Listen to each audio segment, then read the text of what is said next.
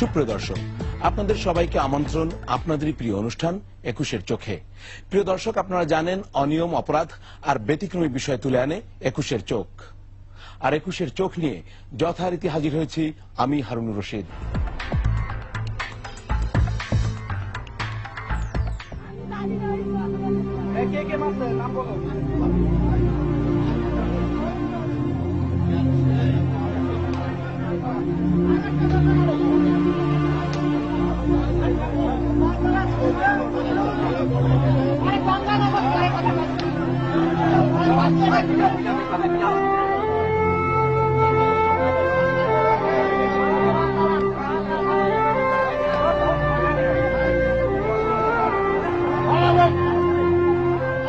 দর্শক, এই নির্যাতনের চিত্র রংপুরের বদরগঞ্জ উপজেলার মধুপুর ইউনিয়নের রাজারামপুর কাশীগঞ্জ গ্রামের।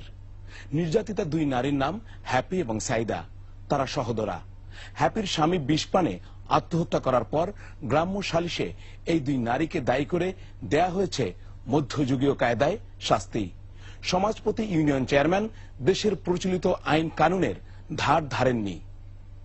দর্শক, এই ভিডিও ফুটেজ ধরে ওই গ্রামে ঘটনার নেপথ্য অনুসন্ধান করতে গেলে চেয়ারম্যানের নির্দেশে হামলা চালানো হয় ২১-এর অনুসন্ধানী দলের ওপরও। হামলায় আহত হন ২১-এর রংপুর প্রতিনিধি লিয়াকত আলী বাদল, অনুসন্ধানী রিপোর্টার জেমসন মাহবুব আর ক্যামেরাম্যান MAH রাসেল। তবুও তারা থামেননি। জীবনের ঝুঁকি নিয়ে তুলে এনেছেন দুই নারীকে নির্যাতনের ঘটনার আদ্যোপান্ত। আপনাদের এখন আমরা নির্যাতিতা সেই দুই নারীর মুখোমুখি করব, জানবো ভয়ঙ্কর সেই দিনের কথা। শুধু একবারই বললো যে ওনার সঙ্গে আর মেলামেশা করা যাবে না।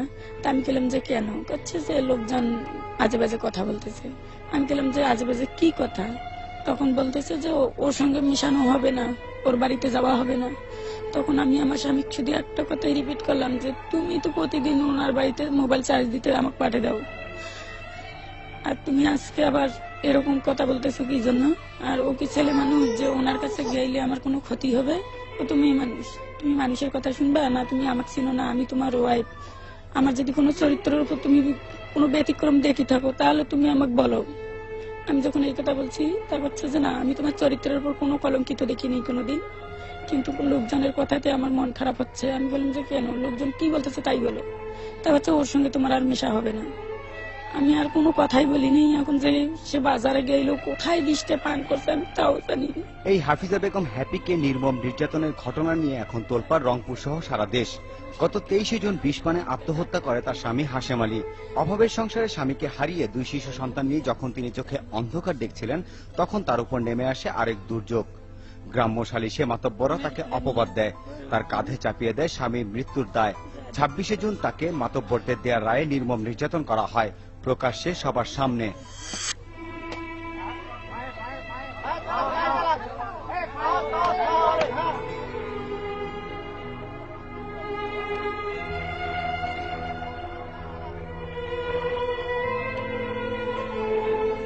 পিটাইছে আর বলছে যে তুমি স্বীকার করো তুমি বিষ খাইছো নাকি।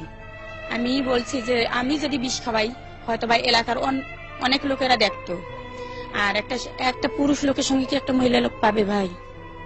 এটা কি আপনারা বুঝতে পারেন? আমার তো একটা লাঠি দিলেই তো আমি মনে করেন কোথাও কি হাতে কি হয়ে যাবো। আমার কিন্তু মাইকটা আমার 2-4টা কিন্তু আমার পায়ে মাইক দিয়েছে, পায়ের ওই যে তালাটাই। ওটা একটা নিমের কিন্তু ডাল ছিল, ওই ডালটা দিয়ে মারছে।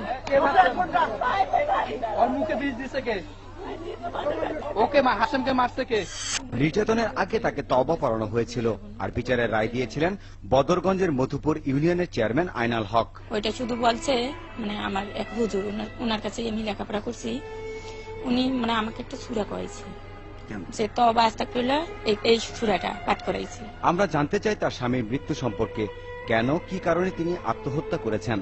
এরপর তিনি আমাদেরকে সরেজমিন জানান তার স্বামী আত্মহত্যা ও পরবর্তী ঘটনা। উনি কল চাপাচ্ছে আর কুলি করতেছে, তখন আমি এখানে দাঁড়িয়ে আছি। তো এখানে বিষ কোনো পরে নাই, উনি শুধু মানে মুখে কুলি করতেছে আর শুধু গন্ধটা পাইলাম। গন্ধটা পাওয়ার কারণে আমি কিন্তু করছি যে কি ব্যাপার, এখানে বিষ গন্ধ আইলো কেন। 26 জুনের বিচারে হ্যাপির বোন সাইদার উপরও নির্যাতন চালানো হয়। সহজ পদ্ধতিতে সাইদার চরিত্রের উপর কলঙ্ক লেপন করা হয়, কিন্তু সাইদা যেন মাতব্বরদের বিচারের অসহায় বলি। সত্য প্রকাশ করে প্রতিবাদের সাহসও নেই তার।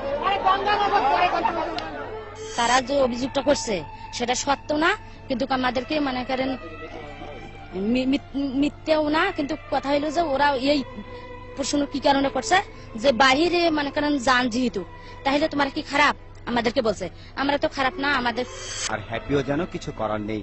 গ্রামের মাতব্বরদের বিচার মেনে নেওয়া যেন তার অমুখ নিয়তি, আর তা বোঝা যায় এই দৃশ্য দেখেই। আমরা হ্যাপির বাড়িতে যাওয়ার পরপরই সেখানে জড়ো হয় কয়েকশো নারী পুরুষ। তাদের সামনে হ্যাপি গ্রাম্য মাতব্বরদের বিরুদ্ধে কথা বলবে কোন সাহসে?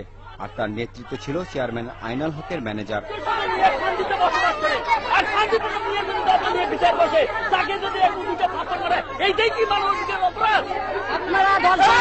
সাক্ষাৎকার নেন, কোনো নাই, কিন্তু প্রাইভেট কোনো সাক্ষাৎকার আমরা নিতে দেব না।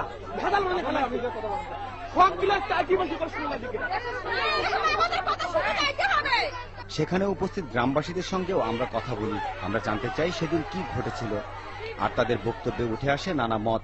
আপনার স্বামী যদি বিষ খাওয়া অপরাধী, আপনি? আমি অপরাধী হব না, হয়তো আমার সাথে কাজিয়ে লাগছে বা ঝগড়াঝাটি হয়েছে, এই জন্য আমাকে দোষ নিতেই হবে। চেয়ারম্যান মেম্বারের কোনো দোষ নাই, বেশি মানে নাই, হাত দিয়ে এই দুইটা চারটে ডাঙ্গকে এরা বিশাল করে ফেলাইছে। থানা পুলিশ আছে, সে যে কানতেছে আমাকে এখানে নিয়ে নেয়, তারপরে ওই পক্ষ থেকে চাপ দিচ্ছে আমরা পুলিশ নিয়ে রিমান্ডে নিব। এখন মেয়ে পাও ধরে গড়াগড়ি করছে, ভাই আমাকে তখন চেয়ারম্যানকে পুলিশ কিন্তু দায়িত্ব দিয়ে চলে গেছে যে আপনারা ভালো করলেও করবেন মন্দ করলেও করবেন, উনি দায়িত্ব দিয়ে চলে গেছে। আর এখানে আমি মেয়েটার পায়ের যে মারছে এটা দেখেছি যে পাঠায় একটু একটু কিন্তু একটু ব্যথা পাচ্ছিল, মানে ফুলে গেছিল, শুধু পায়ে মারছে, কোন শরীরে মারার দাগ নাই, মারিও নাই।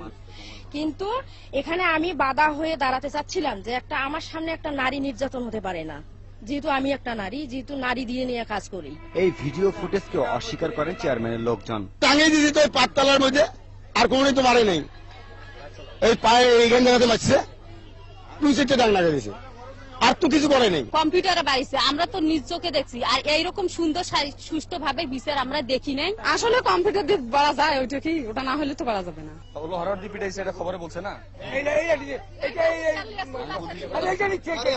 ন্যায় এবং নীতি এবং সঠিকভাবে পারিবারিকভাবে শান্তিতে বসবাস করার জন্য চেয়ারম্যান 10 মিলি যে বিচারটা মীমাংসা করে দিতে, সেটা শান্তিতে বিচারটা করে দিয়ে তারা শান্তিতে বসবাস করুক, এবং চেয়ারম্যান এই ব্যাপারে কোনো জড়িত না। আর এই ভিডিও ধারণ করেছিল স্থানীয় এক সাংবাদিক, আর তাতে ফুটে ওঠে মধ্যযুগীয় বর্বরতা। তার মুখে আমরা শুনি সেই বর্বরতার কাহিনী। যখন মেয়ে দুটাকে মারতে মারতে সেন্সলেস করে ফেললো, কিছুক্ষণ পর আবার তাদেরকে মারা হলো। মারার এক পর্যায়ে একবারেই যে সব লোক বলে না যে আরো মারতে হবে, হয়তো কিছু লোক বলে যে মেয়ে মানুষ আর মারেন না, না মারিয়ে ওদেরকে ছেড়ে দাও। তখন এক পর্যায়ে ছেড়ে দিল এবং তাদেরকে কোনো ট্রিটমেন্ট করানো হয় নাই, অর্থাৎ মেডিকেলে তাদেরকে রেফার করা হয় নাই। বিচারের রায় কার্যকর করতে নির্যাতনে সরাসরি অংশ নেয় 3 জন। তারা হলো আউয়াল, চিকনা এনামুল ও মোটকা এনামুল। তারা নির্যাতিতদের আত্মীয়। চেয়ারম্যান দায় এড়াতে তাদের দিয়ে রায় কার্যকর করান। তবে এদের মধ্যে মোটকা এনামুলের বিরুদ্ধে নারী নির্যাতনের মামলা করেছিল সায়দা। আমি 2 এনামুলকে জিজ্ঞেস করছি যে আপনারা মারলেন কেন এভাবে, তারা বলছে যে না আমরা তো মানে নিজ ইচ্ছায় মারি না, আমরা চেয়ারম্যানের পরামর্শে চেয়ারম্যানের নির্দেশে কিন্তু আমরা মারধর করছি। এলাকার লোকজনের সঙ্গে কথা বলছি যে চরিত্রহীনা যে আপনারা যে বলছেন তাদেরকে অসামাজিক কার্যকলাপে লিপ্ত অবস্থায় কোনো সময় ধরছিলেন কিনা, অথবা এ নিয়ে আপনারা এলাকায় বসছিলেন কিনা। তারা কিন্তু এক বাক্যে বলছে যে আমরা শুনছি তাদের চরিত্র খারাপ। চেয়ারম্যান তার লাঠির জোর দেখালেন অসহায় এই 2 নারীর উপর। আমাদের লজ্জা, সেখানে প্রতিবাদ করার মতো একজন লোকও ছিল না।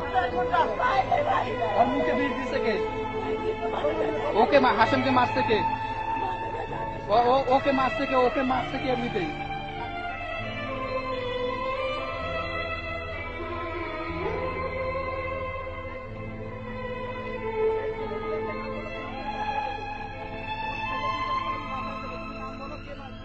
দুই নারীকে নির্যাতনের মূল হোতা ইউনিয়ন চেয়ারম্যান আইনাল হক আর তার সহযোগীদের খুঁজে বের করার চেষ্টা করেছি আমরা।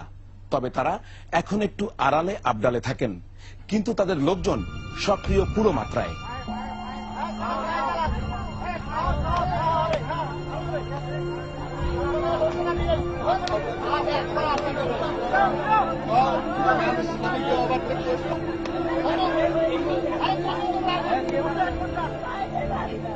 এই নির্মম নির্যাতনের মূল হোতা বদরগঞ্জের মধুপুর ইউনিয়নের চেয়ারম্যান আইনাল হক। তার নির্দেশে চালানো হয় নির্যাতনের আগে হ্যাপি আর সাইদাকে তওবা পড়িয়েছিলেন স্থানীয় এহিয়াগঞ্জ দাখিল মাদ্রাসার শিক্ষক মাওলানা সেকান্দার আলী। আর চেয়ারম্যানের নির্দেশে সরাসরি নির্যাতন চালায় আউয়াল, চিকনা এনামুল ও মোটকা এনামুল। আর পাশে বসেছিল তাদের সহযোগীরা।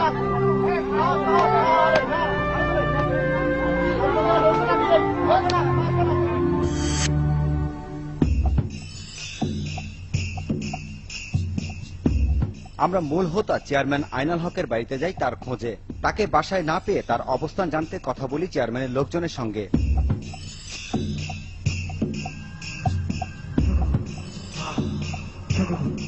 আর এরই মধ্যে বাড়ির ভেতর থেকে সেখানে উপস্থিত হন চেয়ারম্যানের স্ত্রী। এত তর্ক করেন কেন? চেয়ারম্যানের পক্ষও থাকে তো কিছু কথা লোক কইবে, তো তাকে কেন তর্ক করেন? তোমরা যেটা যাচাই করবে সেটা যাচাই করেন। আপনি আমাকে জিজ্ঞাসা করবেন, আমার ম্যানেজার সাথে কেন তর্ক করবেন? আপনি বাদ দেন সেটা কথা, আপনি ভাড়া দেন না।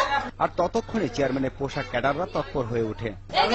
এই ভিডিওটা পর যেহেতু চেয়ারম্যান সুবিচার করেই ফেলেছে, বিচারটা করেই ফেলেছে। এরই মাঝেও আমরা কথা চালিয়ে যাই চেয়ারম্যানের স্ত্রীর সঙ্গে। একটা লোক যদি খুব মানে খুব কাহিল করে মারে, তাই কি চলাফেরা করে পাইবে?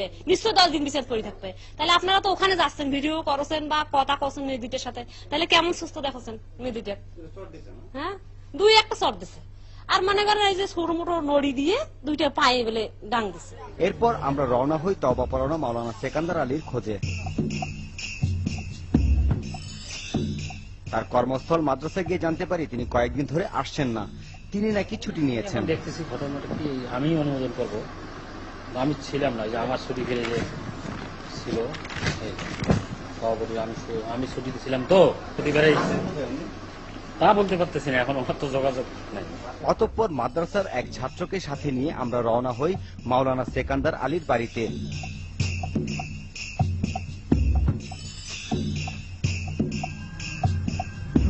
অনুমতি নিয়ে বাড়ির ভেতরে গিয়ে আমরা মাওলানার খোঁজ জানতে চাই। বাড়ির লোকজন জানান তিনি নাকি বাসায় থাকেন না। গেছে এখানে, এখন কোথায় গেছে? উনি বাইরে গেছে, বাসা তাই জানি। 2 দিন তো ছিল, এখন আজকে এখন কোথায় গেছে আমি তার সঠিক বলে জানি। দর্শক, নির্যাতনকারীদের বাঁচাতে এখনো সক্রিয় পুলিশ। তাদের গ্রেফতার না করে গ্রামের নিরীহ মানুষকে হয়রানি করা হচ্ছে, সে কাহিনী আমরা জানি।